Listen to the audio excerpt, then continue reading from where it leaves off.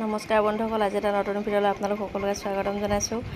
এয়া আজি চিতল মাছ খাবলৈ লৈছোঁ দেই। এয়া একদম লগতে কান্ধুনি এজনীও আছে। আমাৰ এওঁ খালি মন চন মাৰি আছে। আজি তেওঁ গৰমে দহিছে মানে, ঘামচি উঠিছে খুব বেছিকৈ।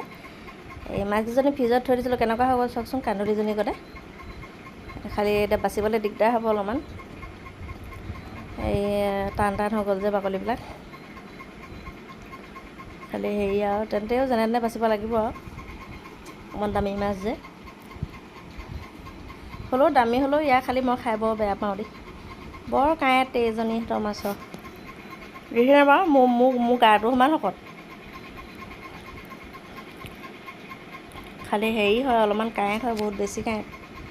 মানে এবাৰ খালে মানুহে আৰু খাবলৈ মন নকৰে আৰু এই মানে কান্ধুলি মাছৰ বায়ে সবাই একেই আৰু কান্ধুলি মাছৰ নিচিনাকৈ। মোৰ ভিডিঅ'টো যদি ভাল লাগে লাইক কমেণ্ট শ্বেয়াৰ ছাবস্ক্ৰাইব কৰি দিব দেই। লাহে লাহে এই মানুহজনে মন চন মাৰি আছে আজি আৰু, কোনেও ছাবস্ক্ৰাইব নকৰে।